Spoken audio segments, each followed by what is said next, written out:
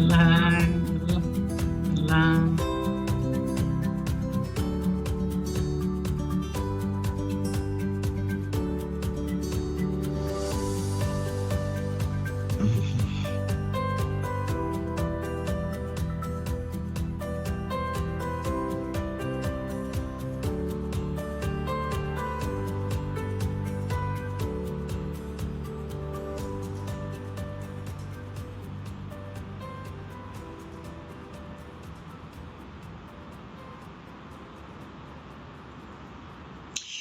Good morning and welcome. You're listening live to Heart-2-Heart, a program which aims to help you understand and to become your loving self.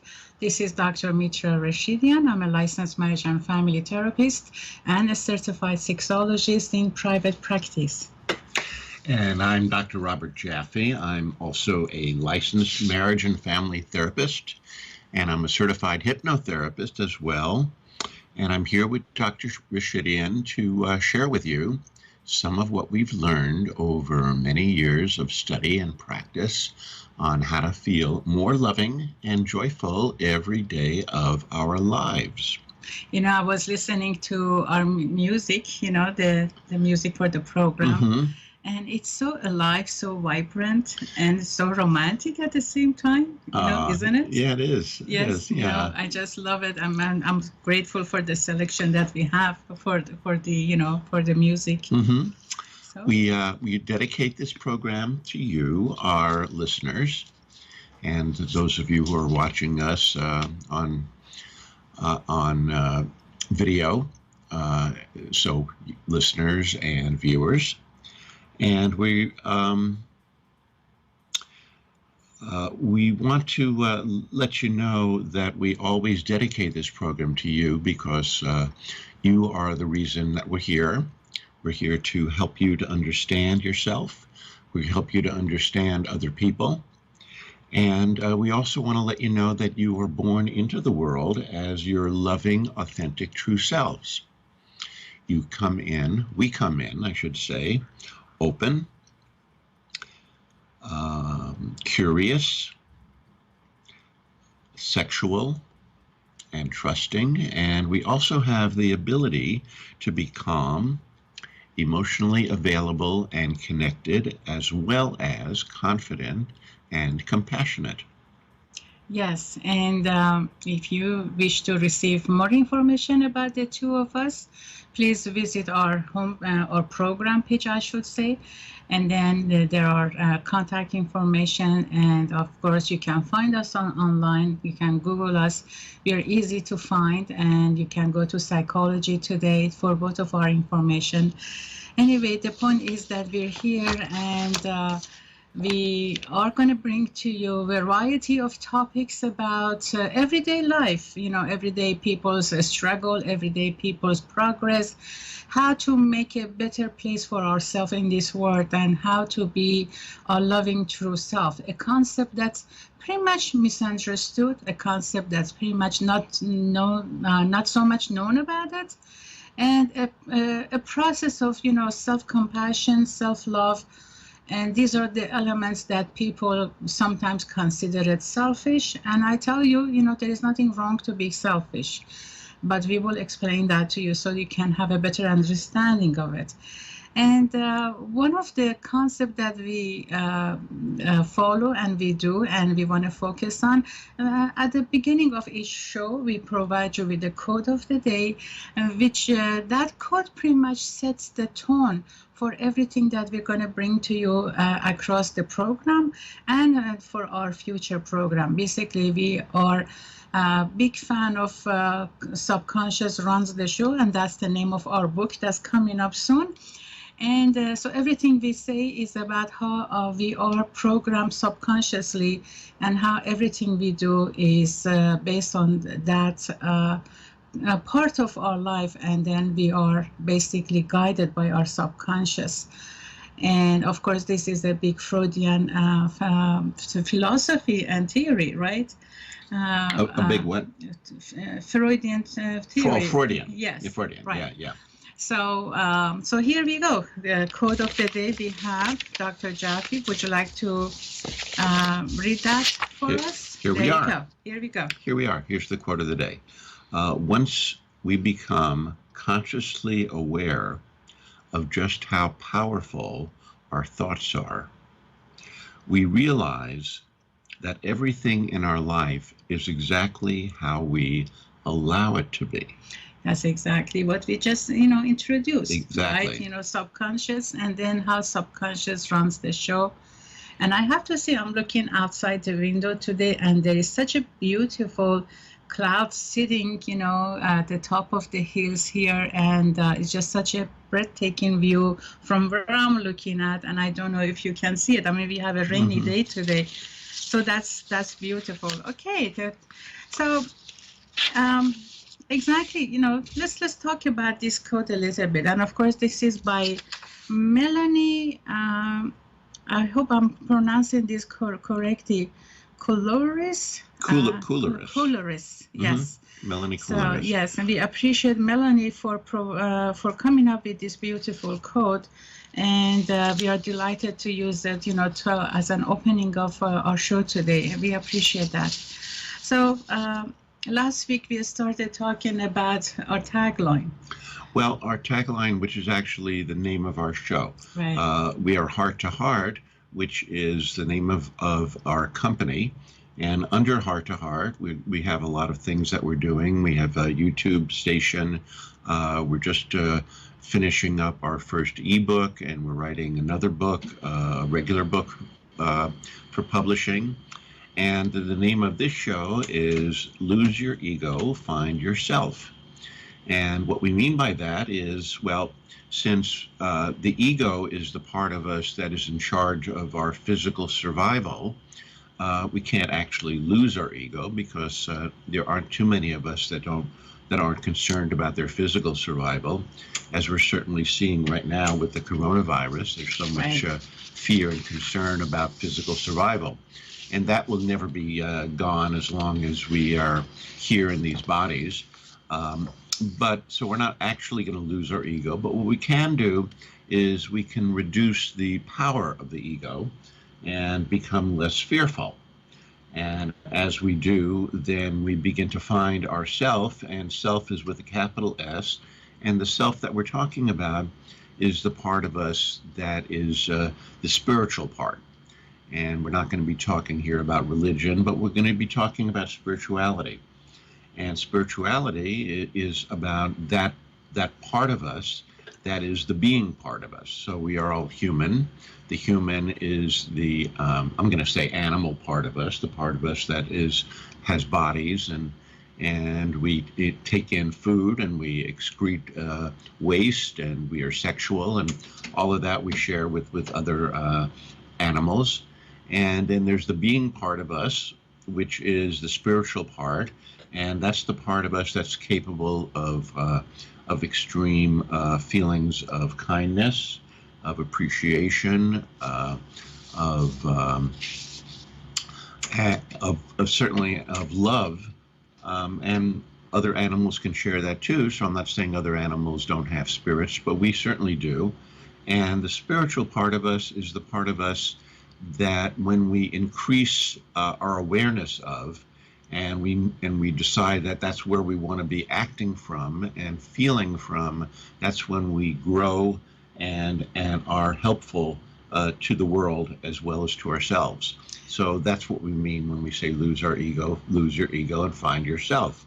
So at this point, I'm sure that this is a new program, and our audience, listeners, they may have a number of questions, about ego, about the spirituality, about the authentic true self. And So let's provide them with a phone number that they can contact us, so that, if they have any questions, right? Absolutely. So here's our phone number here live at the studio, 951 area code 922-3532. That's 951-922-3532. And we do welcome your comments, your questions. We do invite you to call us and share with us what you think, what's your thoughts about your spirituality, how that impacts you, your ego, if you have experienced it, if it is known to you or if it is unknown to you. These are all one of the reasons we're here is to share our experiences, our expertise with you, so you can benefit from it. I know that we can meet everybody here in our practice, and that's why we're trying to reach out to the community this way. And we would like to invite you to contact us. Without you, this show is not going to happen. And also, your questions are contribution to so many other people who do not have access to many, form of contacting us, but they can hear us.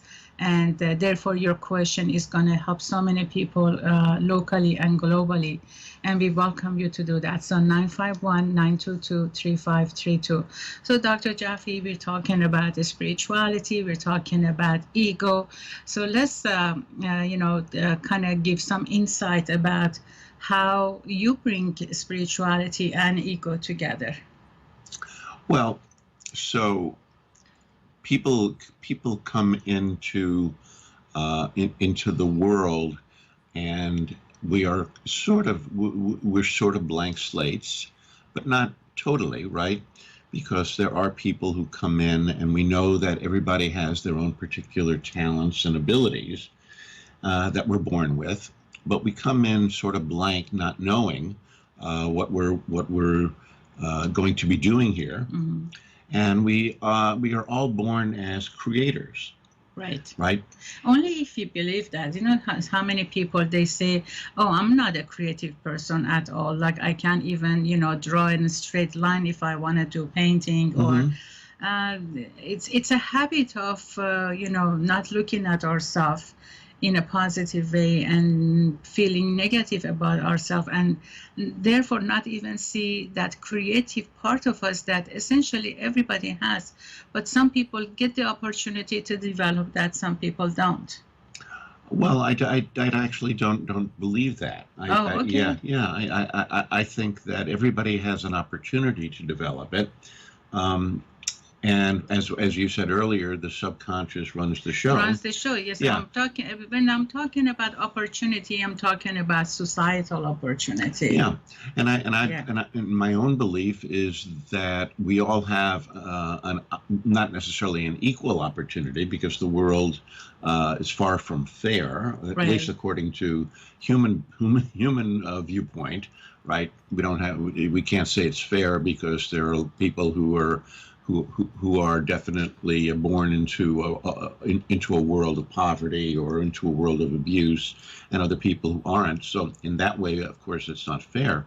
But that doesn't mean that people aren't creators. No, people are creators. Yeah, we are creators, whether we accept that truth or not, which is what the part that I was taking issue with, because you said some people don't understand it. And yes, you're right, some people don't understand it. But thoughts are energy. And what Einstein proved is that energy and matter are actually interchangeable. And so thoughts are actually things. And the thoughts that we think lead us to the creation of emotions. The thoughts create the emotions. Correct. And the emotions and the thoughts together create the behaviors. Right. And then the behaviors that we put out into the world responds accordingly to whatever behaviors, thoughts and feelings we're putting out. So when I say we're creators, what I'm saying is that whatever we choose to believe, Henry Ford said, if you think you can or if you think you can't, either way you're right. Yes. And that's what I mean when I say we're creators, because there are people who think they can and who pursue that belief, and show themselves and the world that they were right. And there are a lot of people who think they can't and put out that belief, and they show themselves and the world that they were right. So that's what we're talking about. And when we're talking about yourself is, of course, the combination of your ego and your spirit. But if we give whatever we focus on in the world becomes something that grows in our thoughts and therefore in our behaviors, and that's what we're creating, is whatever we're focused on. So if you want to focus on the negative within your about yourself or about others, that will grow. And if you want to focus on the positive within yourself and within others, that will grow. And that doesn't mean that just because you're thinking positive for a minute or a day, that positive thing is going to come to fruition. But if you continuously think positive, that will come to fruition over time. Well, I like to point out that one of the reasons that this happens is once we continuously maintain a positive attitude and a positive outlook, our brain function works at a level that is relaxed, that is not pressured. And then that creative part of us that you were talking about can emerge easily. We are going to be open to examine our thoughts, to put to practice and experience our thoughts and feelings, and therefore feel kind of confident and comfortable to understand them and evaluate them. Even we will feel confident to change our mind, and it's not like I have to be right on the first round of, examining my thoughts and my feelings and my abilities and what I want to do, kind of things. And that positively gives us the sense of confidence that we all are looking for, the sense of, I'm worth it, my thoughts and my wants and my desires are worth it, and therefore I want to put them in practice. I want to experience them. And this is how we develop that creative part of us, and then we get connected to it and we understand it. Exactly. Right? So, however, when we have a negative attitude to life, to ourselves, we don't feel good about ourselves. So we kind of shut down that creative part of us, and we allow all the negativity that we have kind of shadow our all aspects of our lives eventually. Right. And then we produce that and we put that negative energy outside. Yes. And then people are becoming resentful to talk to us. People are going to keep a distance from us. And then that impacts our relationship, and pretty much both positive and negative attitude and outlook that we have and view that we have about ourselves sets the tone on how we want to live our lives. Correct. And how we can be creative into design it and perform the way we want, or allow the negativity to limit us. Exactly.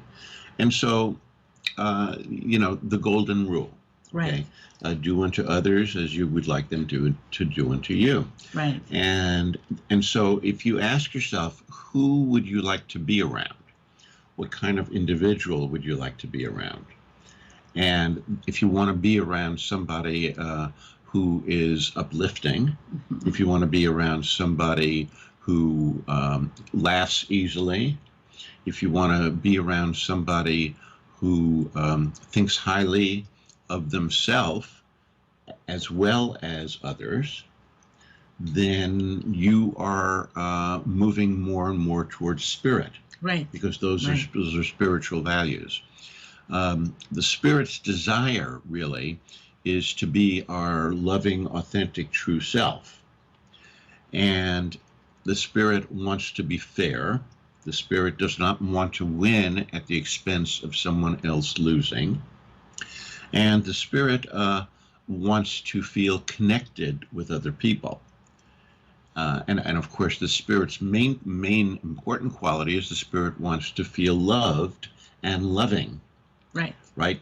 So to the extent that we allow, because we do have free will, and we can choose which direction we go in, and whatever direction we go in, that's what we're going to become in the world. And there's an author that I like very much, just recently deceased, Dr. David Hawkins, who was a spiritual investigator. Mm-hmm. He was also a medical doctor and did a lot of experiments regarding what the spirit is, and does the spirit exist, and how can you measure the spirit. He wrote many books on this.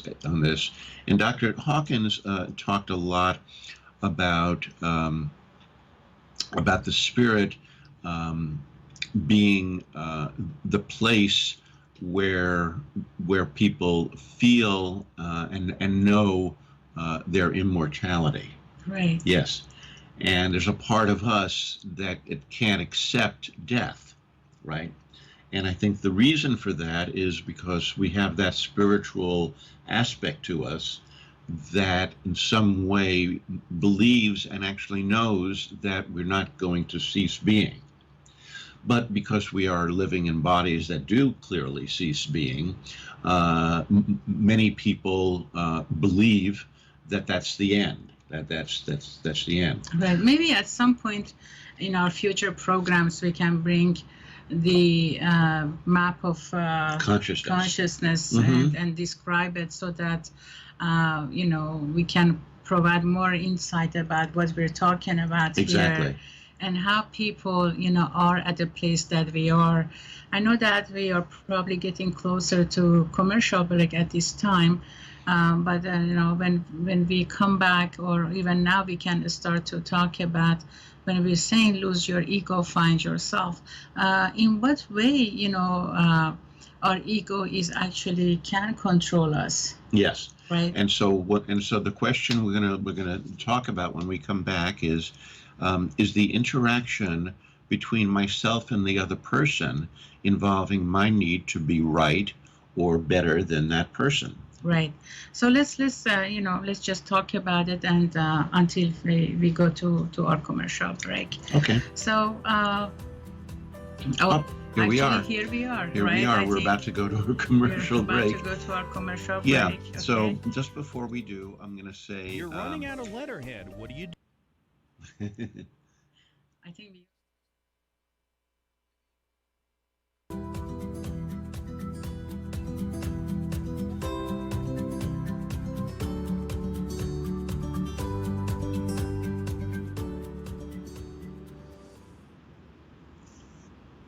Hello and welcome back. This is Heart-to-Heart. This is Dr. Mitra Rashidian, along with my business partner and colleague and best friend, Dr. Robert Jaffe. We're offering you Lose Your Ego, Find Yourself. During commercial break, it was brought to our attention that whether we are going to be doing on the phone therapy or Skype therapy here at the show. And the reason is, we have to say no, because we don't believe in that, as though it is not really going to be helpful, essentially. However, we are happy to answer your questions in a general fashion so that not only you, but everybody else who's listening to the program can benefit from it. We don't want to give this, belief or illusion that your problem can be solved within 2 minutes or, 30 seconds or anything like that, because it's like opening a can of worms and just let it go like that way. And therefore, we believe that, your questions deserve a whole lot more attention, and you deserve to receive the exact insight that you need to have in order to resolve the issues. Therefore, the short amount of time that we have on the show is not going to be sufficient enough to provide you with that depth of insight that you need, but generally we can answer your questions, and then you can take it from there and decide for yourself how you want to proceed with the next level and the next step. So we appreciate that this question was brought up to our attention, and thank you. I hope that this helps. And of course, what we provide, essentially they're going to be so much insight into different areas of life. And sometimes we pay more attention to a concept, sometimes less. But overall, depending on your question, we do our very best to focus on the questions that are asked from us so that we can give you a general information about that. So thank you. Thank you. Thank you Sure. for saying that, and, Sure. and it was very very well said. Thank you. So I left, or we left off, Yeah. and I was saying that when we come back, we're going to talk about the interaction between people, whether it involves our need to be right or better than the other person. Well, right. It's always about I need to be right, right? Well, yeah. Interestingly, the need to be right is connected directly with the ego. Right. Right. Yep. That's why we need to be right. Exactly. And why is the ego so interested in being right? And I think the answer to that is because the ego's job is survival. And so now we're living and safety, yes. Right? Safety and survival. And now we're living in an age where physical survival and safety, for most people, not all people, but for most people in our society, is not the daily struggle that it once was. Right. So that what we've done, what the ego then does is say, I'm not going to be out of a job. I'm going to still fight for you. Like the attorney on the commercial, I'll fight for you, right? So the ego says, I'm going to fight for you. That means that I need to find someone to fight against, right? I have to find some danger. And so what have we done? We've changed that into quote unquote emotional survival, right? Which of course is not actually true, right? You can't be emotionally destroyed, right?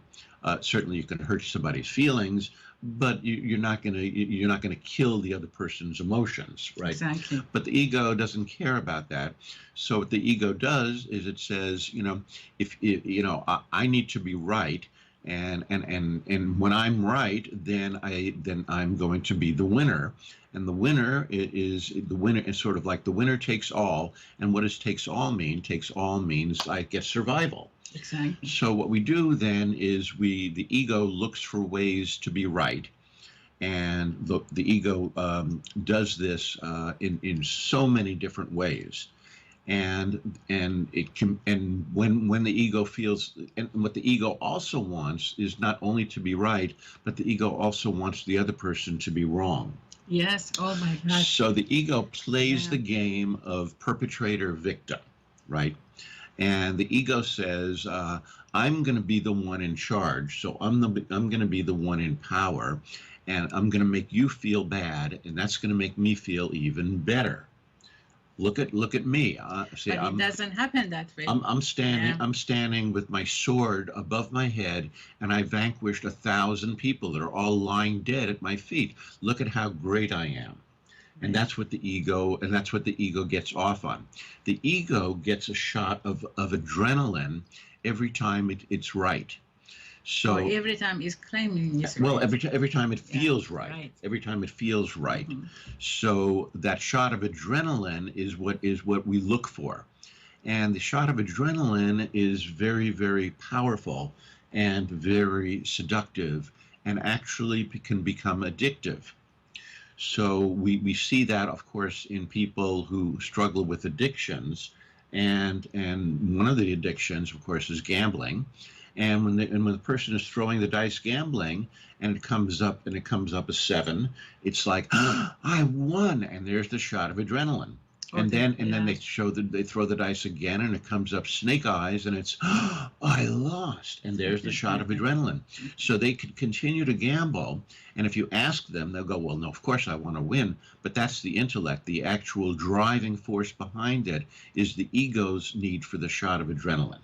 Yes, so that's one area. The other area is definitely in relationship. And in relationships, with yes. others, which ego plays, the most part, as a matter of fact. Correct. The need to be right. We see that in workplace. We see it within marriage. We see it within relationship. We see it among children. We see it all in the society at large, all to begin with, and everybody pretty much struggles to maintain that position of I'm right and you're wrong. And we see that so much of an anger issue that happens, among between people, is about the need to be right sometimes. Yes. We see it in relationships, and we see it among partners when about their sexuality, that they need to be right. Whenever they want to have sex, is they right? They want to be right to want to have sex, and how they want to have sex with each other, right?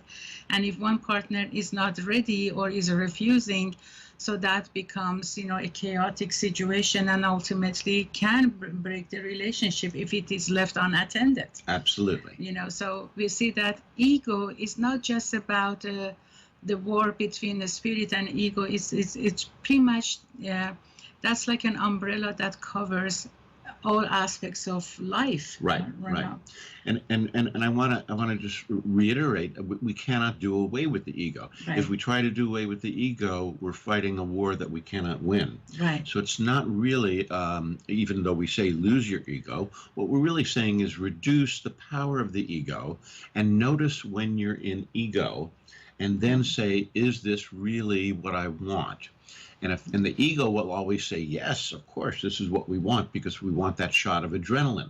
We want to feel right. We want to feel, and the feeling of right is a feeling of power. Right. So we want to feel powerful. So I like to, bring up this topic about ego, that what makes some people have higher ego and operate from that perspective, and some other people, they're not so much driven by the high ego, and they have a far more peaceful life. So I think, life experiences, starting from childhood, kind of sets the tone for whether a person needs to start believing that he or she is having a type of a hard life, experience of a difficult life, or is it going to be an experience of a positive, loving life? Right. So because ego by itself, it doesn't just decide to take charge of our lives, right? There are factors that happens in people's life that allows the ego to kind of become, so powerful in order to protect the individual, right? Yeah. So I want to say that I agree with what you're saying, absolutely. And I also believe that each person is born a unique individual. Right. So we come in with everybody comes in with their own set of strengths and weaknesses. Right. And I think the ego is certainly part of that. But when you're talking about as far as upbringing and as far as cultural influences is also a big piece of it. Right. I'm talking about psychosocial aspect of life that takes a person into a place where they're going to be kind of on the edge all the time, or they're going to be kind of, happy, and they can live, a relaxed life. Yes. So our upbringing definitely, I think, is a major factor that kind of triggers the ego functioning. Yes, our upbringing, and certainly any form of abuse. Right. Okay, it can be physical abuse, it can be sexual abuse, Right. it can be emotional abuse, Right. and so abuse, neglect. And abandonment, abuse, of neglect, and abandonment are all traumatic experiences that are life-threatening to a child. Right. And once the child feels threatened, their ego is going to come out to save them. Right. So this is how we are basically controlled with our ego, and then through that process, we develop, beliefs about ourselves, which becomes our sort of a defense mechanism of how to live our life and how to interact with people. Right. And we have some of them right here. We talked about, for example, some aspects of here,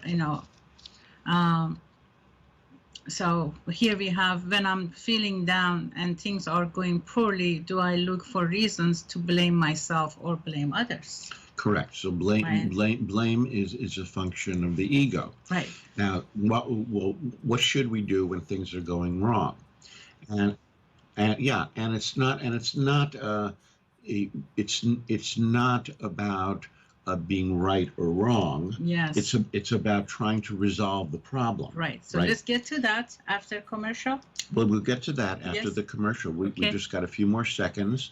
Yeah. And so again, what we're looking for is how can we reduce the power of the ego and become more loving and more kind and more gentle, and bring that into our lives and into the world. And that's really what we're here to do. That's the game. Yep.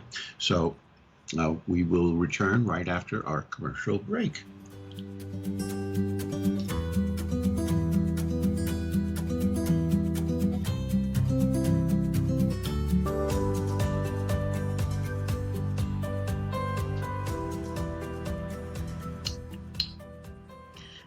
I really like our music, and I really enjoy it. So welcome back again for Heart to Heart, and Lose Your Ego, Find Yourself. Dr. Mitra Rashidian here, along with Dr. Robert Jaffe.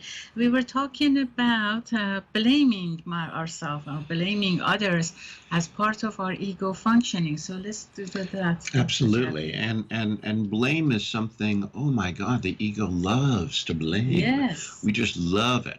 As long as I don't take responsibility and I'm the victim and you're to blame. Yeah, yes. Yeah, we love that. And I'm off the hook.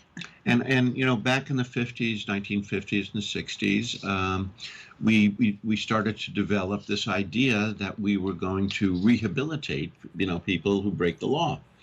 And that was a wonderful idea, but it sort of fizzled out. We really, I mean, we still have some of that going on, but not a lot. We actually love to punish. And so so what we do is we like the idea of saying, oh, so and so, you know, hurt so and so, and they need to be punished, and the punishment needs to fit the crime.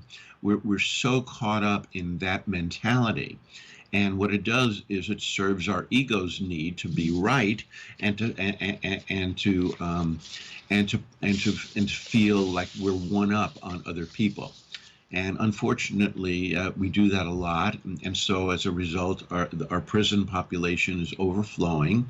And the rate of recidivism when people go to prison and come out is still very high. Yep. Because what we've learned is that punishment creates negative self-esteem. And when we treat people like crap, they come out of prison feeling like crap, and they feel like they have nothing to lose, and then they act in ways that are detrimental to themselves and to society. Exactly. So how can, you know, so it's very tempting to get into the perpetrator victim, because that's the good guy, and you know, and the bad guy, and the perpetrator is the bad guy and the victim is the good guy, and we just love to do that. And the more we do that, the further away we get from our spirit. Yeah, I think one of the reasons that blaming is so easy to do, because it's equally, if not more, it's difficult to look at the inner pain that causes the hurt. Correct. And then people, instead of looking at their hurt, they look outside for cause of the hurt, and then therefore they project on the people that they are around them. Yes. It's Yeah. it's a very primitive way that we deal with deal with things in our lives, and it's pervasive across across the world. Across the group, It doesn't mean that we have to do it that way, but that's the way. The majority of people still believe that we need to act. Right. And so again. And I want to say one other thing about ego is that because ego is so powerful, and because ego is so about physical survival, and because ego does give us that adrenaline rush that we get to feel right because we feel like, oh, I've won, what happens is that when one person is in ego, it's very contagious.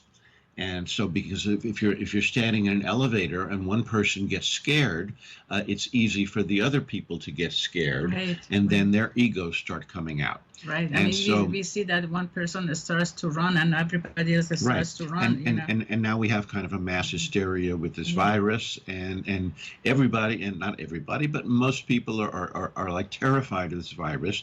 When if you really look at the reality of it, the death rate of the virus, although it's higher than the flu, it's still very, very low. Yes, Yeah. I mean, I hear on the news, and I have seen it myself. I actually went to the market last night, and I was shocked to see I couldn't find not even one piece of bread, Mm-hmm. not even one bottle of water, Mm-hmm. and not, canned food, things that they can be, reserved for some longer period of time. So we see that how fear, and how fear of survival can get into people, and then they just go and they act the way that they do recently. We hear it, we see it, and but once they also hear that, oh, we don't have enough supply to do even the testing for coronavirus, right? Right, So right. that even adds to the fear, Yeah.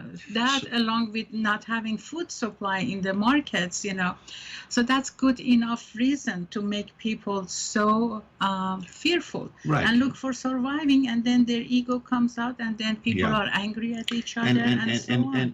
and you need to understand that the media, they're not stupid.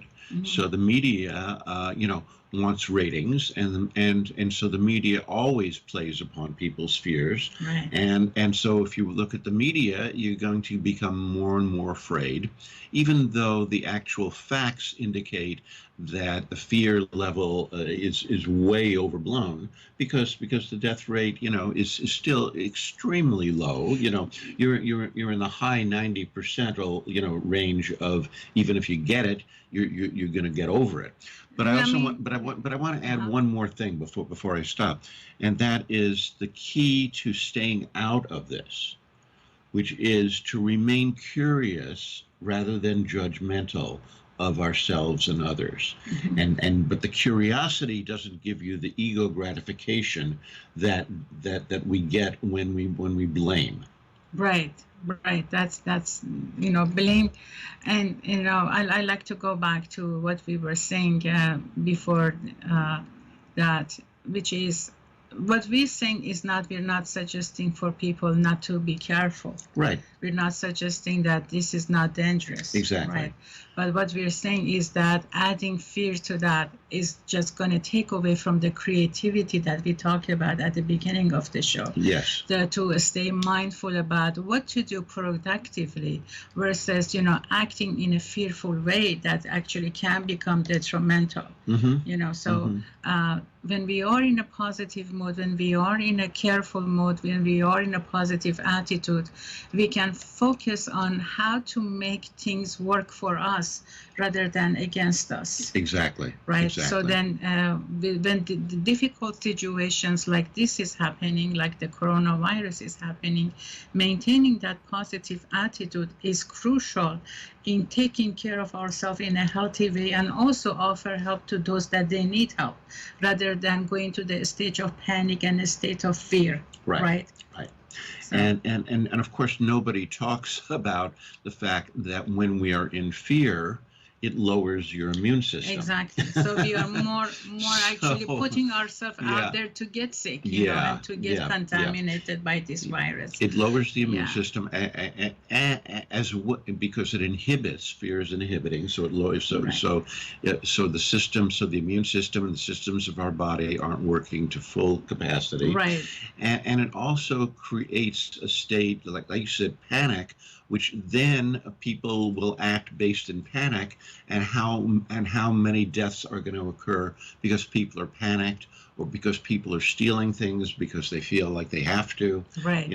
And so nobody looks at that, because because the ego is so strong, and the desire to survive, and the ego goes, oh, here's something to be afraid of, let's come out and play. Right. So this is a good example of ego functioning, that how our ego takes over and we become frightened, and then we look at other people for solution. Yeah. Right, versus looking at ourselves and how we can survive and peacefully with what we have and what we can do for ourselves, rather than relying on other people, right? Exactly. And then it's good to also have all these food supplies and water and all of that, but then again we want to be also mindful that we need to share it with everybody.